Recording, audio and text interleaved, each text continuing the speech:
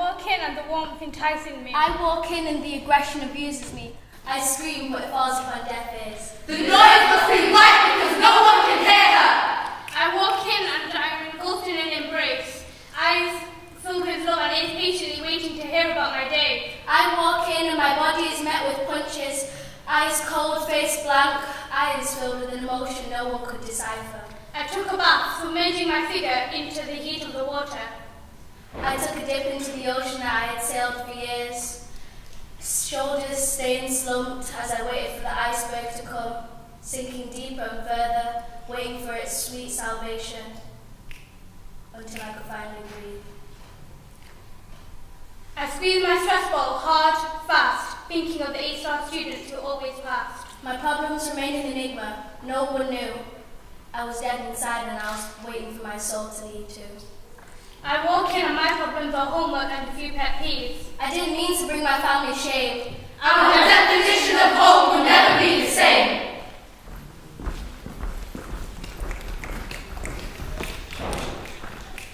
Home. Why is it a place where I'm told I'm wrong? The wrong age, wrong gender, wrong person. All I can see is hate as the words pierce me like burning ice. I'm constantly reminded that I'm not who I am. My name is Helen.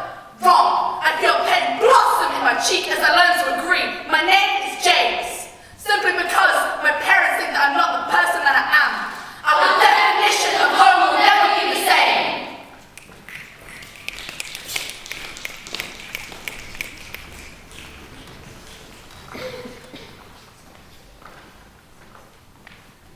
Daddy, please. She cries as he pushes her to her knees, tears rolling down her cheeks. Apologies on a loop, repeat. Each fist to her stomach as if she's not his daughter. He has no remorse like a sheep to the slaughter. No shame, he screams. Your existence moves the family name down. She used to be his princess. Now she wears a ring of thorns instead of a crown. Within 60 seconds, she's bleeding, reaches for the phone, but it's no use. She's suddenly made of jelly nut bone. Her school tie, the wooden floor of her bedroom, purple, nearly the colour of her face, boom! Headbands on the metal of her bed, and now the nerve is gone instead. She's bound by abuse, she might as well be dead. Yet she looks up at her father with hope in her eyes, that between each scream he will realise that the young girl he is beating is the same one he sued while she was teething. Dad, please, I beg of you. I'm scared and I'm hurt and I didn't mean to. She pleads as he slaps her. There is no escape for her. She will always be in captivity. She, the puppet, and he, the puppeteer, that controls her with the strings of forcibility. Beaten and thrown like an inanimate object, like she does not have a heartbeat but is simply seen as excrete. She looks for an escape, but time is not on her side. Only minutes to forever change her life. From a girl who grew up too fast because of her father's wrath, and now will always feel the sense of disclosure. Disclosure, one fist at a time, to demolish her pride. Only minutes to forever change her life. Our definition of home will never be the same.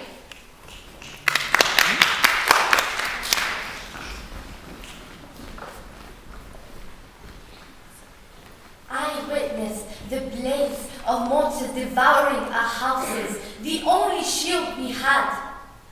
The sounds of families howling from grief was on repeat in my mind without permission. I saw families praying and holding and grasping holy books tightly in their frail hands. The only way to escape this insanity was to evade the new land. England was painted with vibrant colours, skyscrapers I had never seen before, smell of fresh bread, the aroma of tea continuously circling the air, the mellifluous footsteps of mass walking to their 9 to 5, 6 to 10 shifts. I didn't feel as lonely as I used to. We all had great expectations of the future, no resentment, but we were also painfully naive. As the piercing breeze hit me, I realised that I had found refuge, but with no one beside me. I don't want a house. I want a home. I don't want a house only made out of bricks. Steel frame and cement. I want a home. I want a home. I want a home. Where friendly souls, hopes and dreams lie. I want a home. As the landscapes of my homeland linger in my thoughts, I realize that I will never be able to observe my country's beauty ever again. I wish our definition of home will never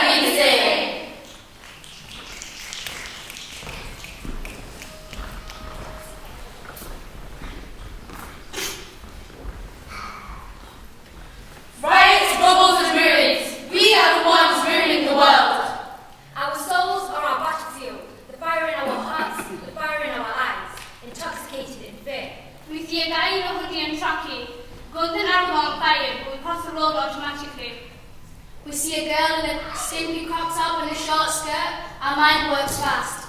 She's a slut. We see a man walking jaggedly. He's drunk, we think. He must be an alcoholic, escaping reality. Riots, rubbles, and ruins. We are the ones ruining the world. This is just the way we think. Automatic clouds turning in our brain, finding labels, like a beast with no limit clawing.